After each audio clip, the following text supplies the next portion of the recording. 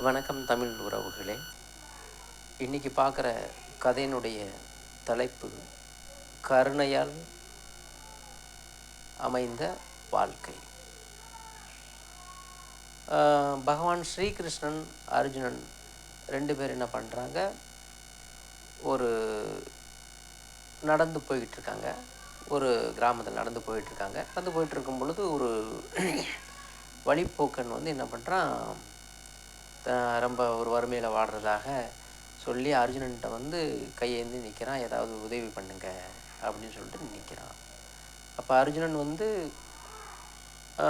கையில் கொஞ்சம் பொற்காசுகளை கொடுக்குறாரு. அந்த வழிப்போக்கன் வாங்கிக்கிட்டு அதை கொண்டு போகிற வழியில் சற்று எதிர்பாராமல்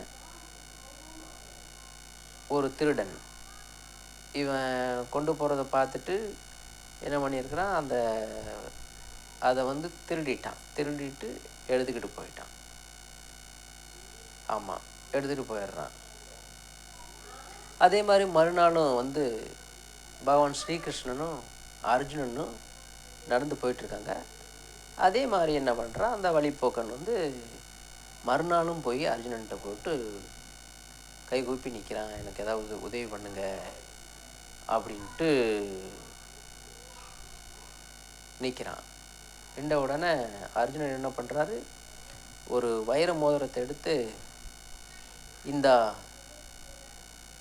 அப்படின்னு சொல்லிட்டு கொடுக்குறாரு. கொடுத்த உடனே அந்த வைர மோதிரத்தை அவன் கொண்டு போகிறவன் அவன் மனசில் தோணுது, போன தடவை நம்ம பொற்காசுகள் கிடச்சி அதை ஒரு திருடன் நம்மள்கிட்ட வழிப்பறி பண்ணிட்டு போயிட்டான். ஸோ அதனால் இதை ரொம்ப கவனமாக நம்ம கொண்டு போகணும்னு சொல்லிட்டு நேராக என்ன கொண்டு போயிடுறான், வீட்டுக்கு கொண்டு போயிட்டு ஒரு பானைக்குள்ள அந்த வைர மோதிரத்தை போட்டுடுறான்.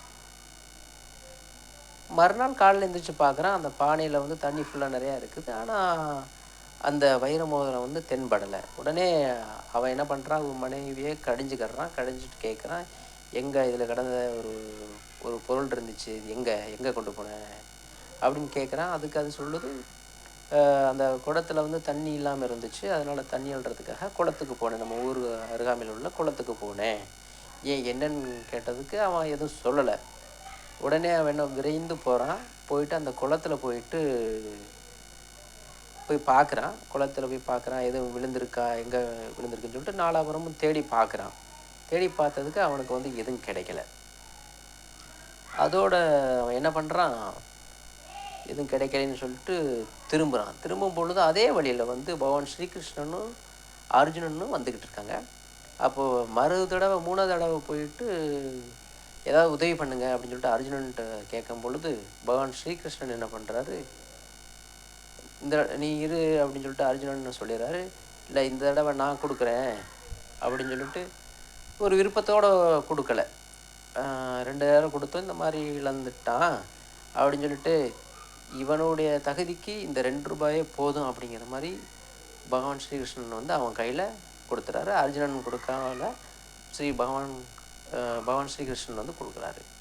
அப்போ அந்த 2 ரூபாயை வாங்கிக்கிட்டு அவன் போகிறான்.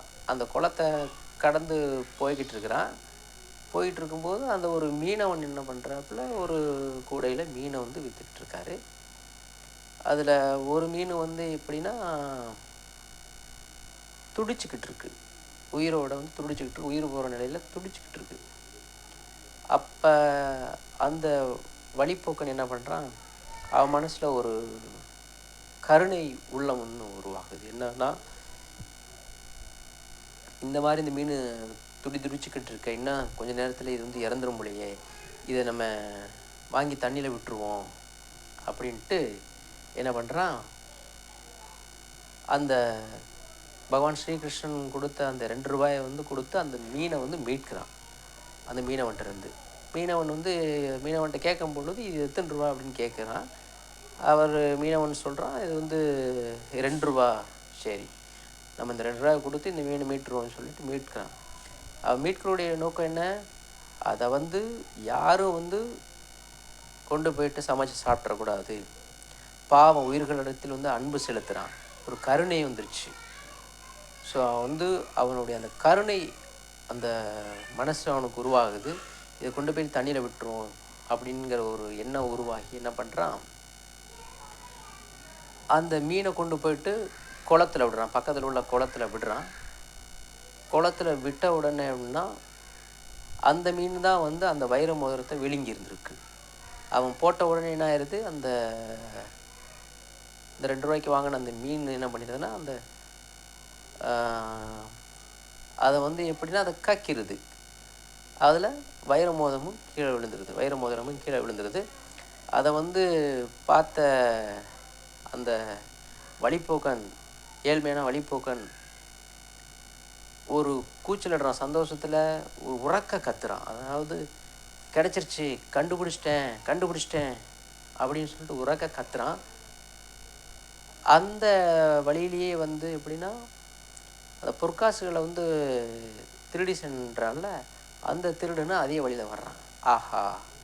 அப்போ அவன் என்ன யோசிக்கிறான், ஆஹா அந்த இவன்கிட்ட இருந்து நம்ம வழிப்போக்கன்ட்டு இருந்து இதை எடுத்தமே, அவன் கண்டுபிடிச்சிட்டோம், பார்த்துட்டேன், கிடச்சிருச்சின்னு சொல்லிட்டு கத்துறான்.